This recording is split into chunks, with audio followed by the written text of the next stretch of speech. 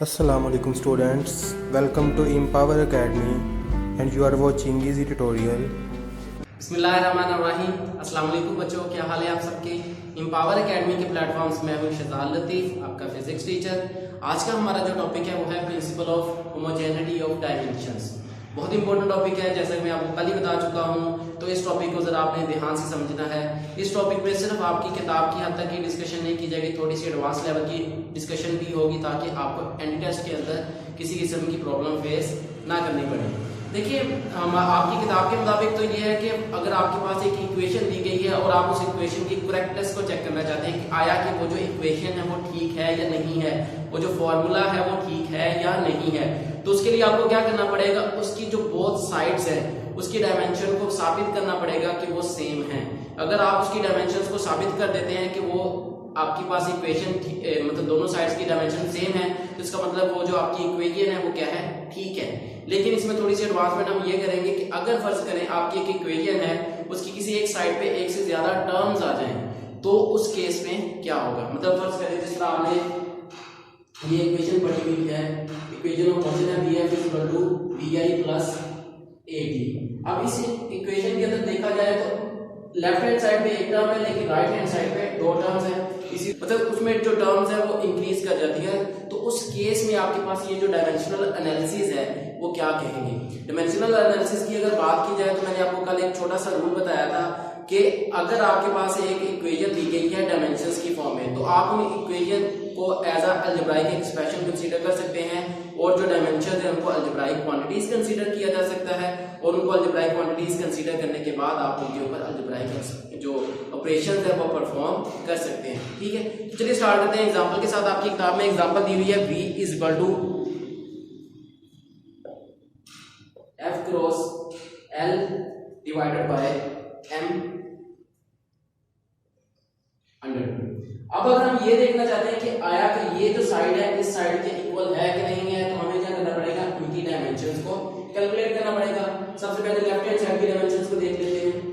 Left hand side में हमें पता है वेलोसिटी है, तो वेलोसिटी की डायमेंशन कल हमने कैलकुलेट की थी, वो थी मीटर पर सेकंड है। तो मीटर किसका यूनिट है, लेंथ का, और सेकंड है टाइम का यूनिट। तो ये इक्वल आ जाएगी एल टी माइनस। ठीक है, अब अगर हम राइट हैंड साइड पे देखें तो राइट हैंड साइड पे आपके पास तीन टर्म्स हैं, मतलब तीन क्वांटिटीज हैं। एक फोर्स है, उसके साथ मल्टीप्लाई हो रही है लेंथ और डिवाइडेड बाय मास, और ऊपर अंडर है। फोर्स की अगर डायमेंशन की बात करें, हमें मालूम है F = ma होता है, और जो लेंथ है अगर इसकी डायमेंशन देख ली जाए तो आपके पास L आ जाएगी। उसी तरह मास की डायमेंशन m आ जाएगी। ठीक है, या फिर अगर हम यहां से देख लें तो सिंपली आप डायमेंशन ना लिखें, बल्कि ये मास इस मास से कट कर दें। अब एक्सेलरेशन की जो डायमेंशन है वो हमें मालूम है मीटर पर सेकंड स्क्वायर है, तो मीटर की लेंथ और साथ में पर सेकंड स्क्वायर के लिए t - 2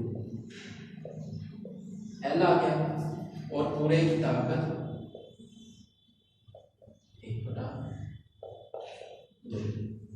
ठीक है, अब क्या हो जाएगा, यहां से हमारे पास L की डायमेंशन, लेंथ की डायमेंशन हो जाएगी आपके पास L कैपिटल लिखना है, मैंने आपको कल बताया था, L square t minus square पूरे की पावर 1/2, और ये इक्वल आ जाएगी L t माइनस।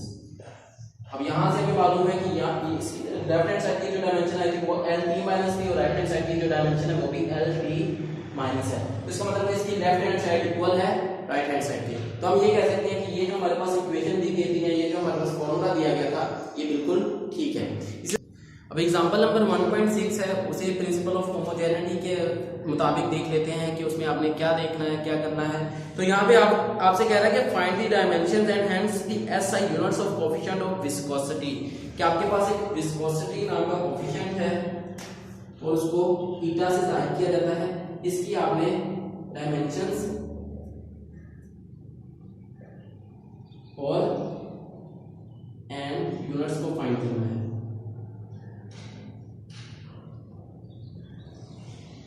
अगर ईटा की बात करें तो मैं आपको बताता चलूं, ये जो ईटा है ये विस्कोसिटी को डिनोट करने के लिए एक नोटेशन है जो कि स्टोक्स लॉ के अंदर यूज होती है।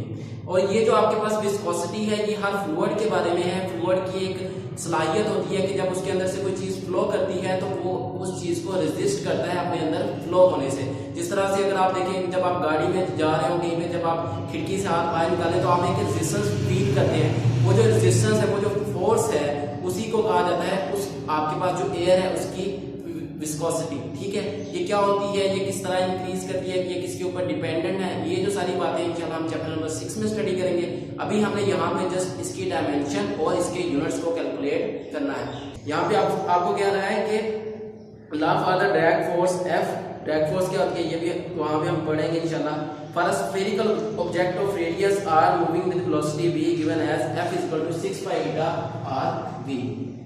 F है आपके पास 6 पाई ईटा आर वी। हमने इस ईटा की डायमेंशन और यूनिट्स को कैलकुलेट करना है।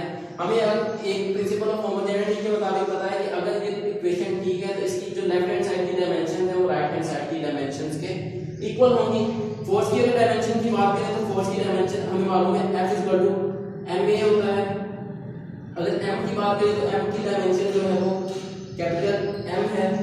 एक्सेलरेशन की जो डायमेंशन है वो L(t)-2 है। ये अभी हमने थोड़ी देर पहले भी देखी थी। अभी देखें यहां से हमारे पास 6 पाई की अगर बात करी जाए तो ये हमारे पास क्या है, कांस्टेंट है। तो इनको हम थोड़ी देर के लिए इग्नोर कर देते हैं। ईटा की डायमेंशन हमने वैसे ही कैलकुलेट करनी है। आर की डायमेंशन में पता है आर क्या है, लेंथ है, तो हमारे पास आर की डायमेंशन आ जाएगी L। और आपके पास वेलोसिटी की अगर बात की जाए तो इसकी डायमेंशन है L(t)-1।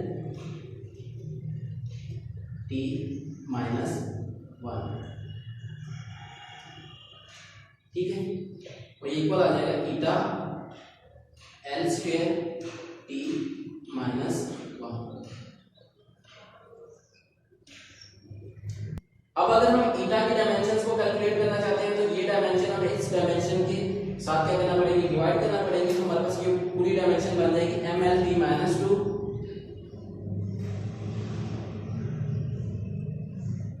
और ये जो डायमेंशन है इधर नीचे आके जब डिवाइड होगी तो L² t-1 = ईटा। अभी अगर हम इस टर्म को खत्म करना चाहते हैं तो हमें क्या करना पड़ेगा, इसी के इनवर्स को ऊपर और नीचे मल्टीप्लाई करना पड़ेगा। हम मल्टीप्लाई कर देते हैं तो क्या हो जाएगा हमारे पास mL(t-2) multiply by L-2 t-1 divided by L² t-1 multiply by L-2 t+1 = ईटा। अभी हम देखें कि ये हमारे पास ये जो टर्म है इस टर्म के साथ क्या हो जाएगी, कट जाएगी। यहां से हमारे पास आ जाएगी m, L की पावर्स जो है वो +1 और -2 और साथ में t-2 +1 = ईटा। यहां से अगर देख लिया जाए तो हमारे पास इसकी ईटा की डायमेंशन हो जाएगी L mL-1 t-1 = ईटा। ठीक है, तो इसका मतलब है कि अगर हम इसका यूनिट कैलकुलेट करना चाहते हैं तो हमें पता है मास का जो यूनिट है वो है किलोग्राम, लेंथ का यूनिट आ जाएगा पर मीटर और साथ में टाइम का यूनिट आ जाएगा पर सेकंड। ठीक है, मतलब हम इसको लिख सकते हैं किलोग्राम पर मीटर पर सेकंड। ये किसका यूनिट है, इस कांस्टेंट ईटा का। तो यही हमने कैलकुलेट करना था, इसकी डायमेंशन और इसका यूनिट। तो आई होप सो आपको इसकी डायमेंशन और इसका जो यूनिट है वो कैलकुलेट करने आ गया है। अभी हम बात कर लेते हैं कि अगर आपके पास एक इक्वेशन की किसी साइड पे एक से ज्यादा टर्म्स आ जाए तो उस केस में आपके पास जो डायमेंशंस है वो क्या होंगे। तो चलिए बात करते हैं अपनी उस सबसे पहली इक्वेशन जो थी यहाँ पे मैंने लिखी थी उसके अंदर देख, वो इक्वेशन थी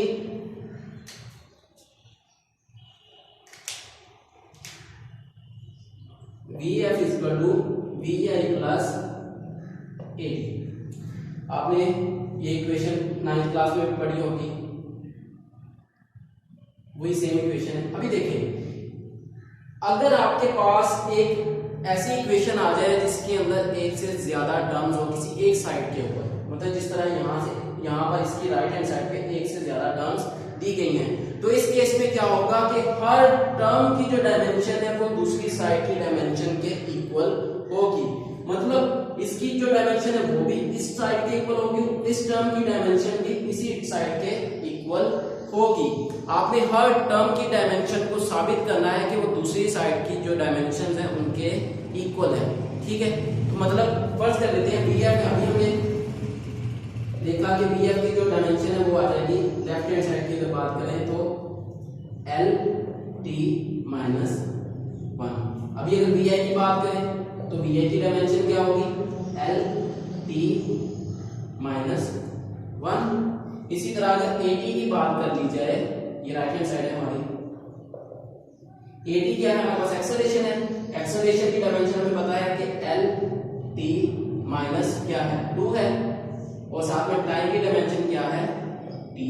तो ये क्या हो जाएगी, LT माइनस 2 प्लस 1, तो LT माइनस 1। अभी देखिए, इस टर्म की जो डायमेंशन है LT माइनस 1 है, इस टर्म की जो डायमेंशन है वो भी LT माइनस 1 है, जो कि क्या किसके इक्वल है, इस लेफ्ट हैंड साइड की डायमेंशन की LT माइनस 1। इसका मतलब है अगर आपके पास कोई ऐसी इक्वेशन आ जाए जिसकी क्या हो डायमेंशंस एक से ज्यादा हो, या जिसके अंदर जो टर्म्स है वो एक से ज्यादा हो, तो उसमें आपने क्या करना है, हर टर्म की जो डायमेंशन है उसको दूसरी साइड की डायमेंशंस के इक्वल प्रूव करना है। ठीक है, और यही आपके पास प्रिंसिपल ऑफ होमोजेनिटी कहता है कि आपकी हर टर्म की डायमेंशन दूसरी साइड की डायमेंशन के इक्वल होगी, ना कि पूरी की पूरी जो डायमेंशन है आप ये नहीं करेंगे कि इसकी डायमेंशन को इसकी डायमेंशन के अंदर ऐड करेंगे, नहीं, बल्कि आपको क्या करना पड़ेगा, हर टर्म की डायमेंशन को दूसरी साइड की डायमेंशन के इक्वल प्रूव करना पड़ेगा।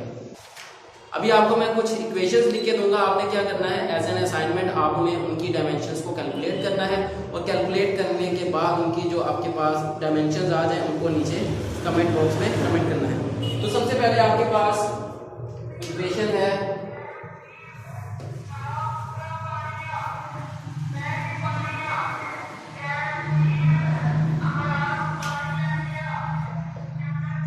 FD is equal to half mv f square minus half mvi square. ठीक है, एक ये है आपके पास इक्वेशन, दूसरी इक्वेशन है आपके पास power is equal to change in work over change in time average power. ठीक है, दूसरी आपके पास जो इक्वेशन है वो आपने प्रूव करनी होगी y is equal to half gt square, 1 2 3, इसी तरह 2as is equal to bf square minus bi square.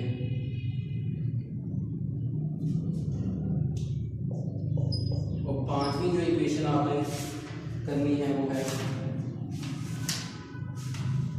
f is equal to mb f minus mb i divided by time.